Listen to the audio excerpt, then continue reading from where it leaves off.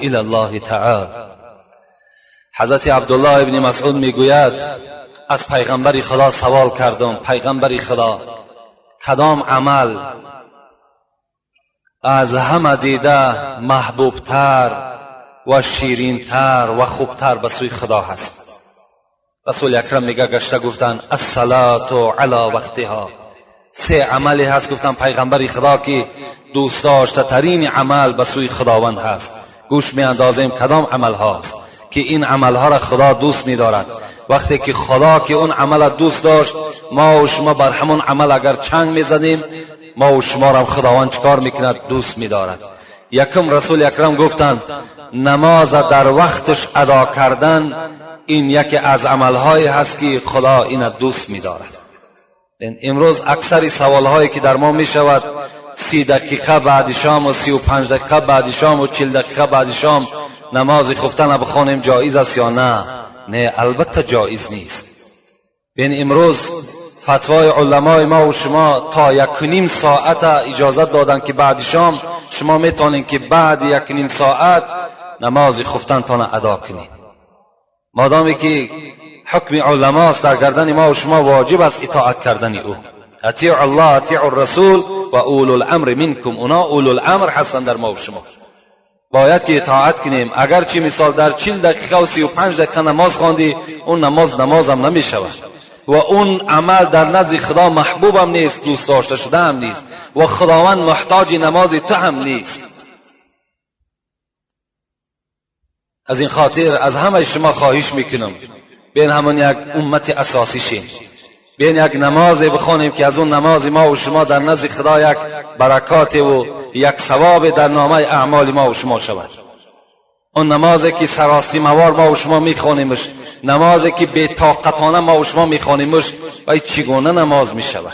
بین یک شخص آمد داخل مسجد در آمد نماز خوان، رسول اکرم چی گفتند؟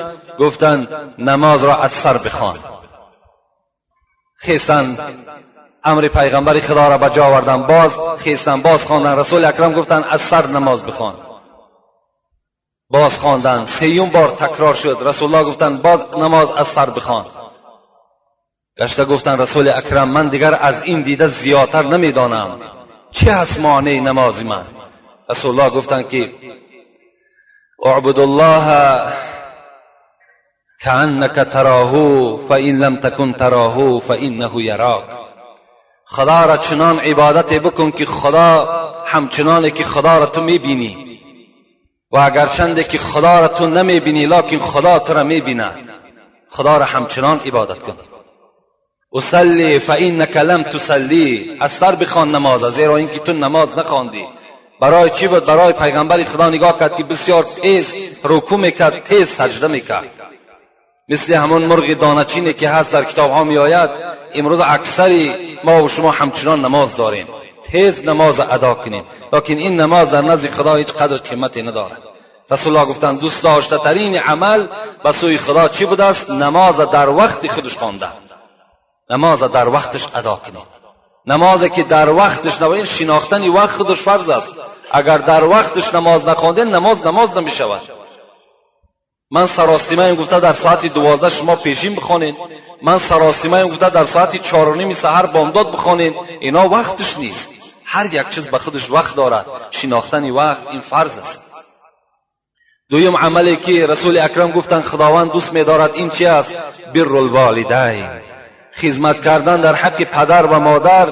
اینم یکی از عمل‌های هست که خدا و پیغمبر خدا این عمل را دوست می‌دارد. سیوم عملی که خداوند دوست می داشته است الجهاد فی سبیل الله. پیغمبر خدا گفت جهاد، محاربه با دشمنهای خدا کردنم خداوند و پیغمبر او دوست می دارد. از بین این 3 عمل که امروز موضوع ما و شما این خدمت کردن در حق پدر و مادر است، ما جدا میکنیم، استثناء میکنیم و میگوییم که بر الوالدین یعنی خدمت کردن در حق پدر و مادر این یکی از چی بوده است؟ یکی از عملهای بوده است که خدای ما و شما این عمل را دوست می داشته.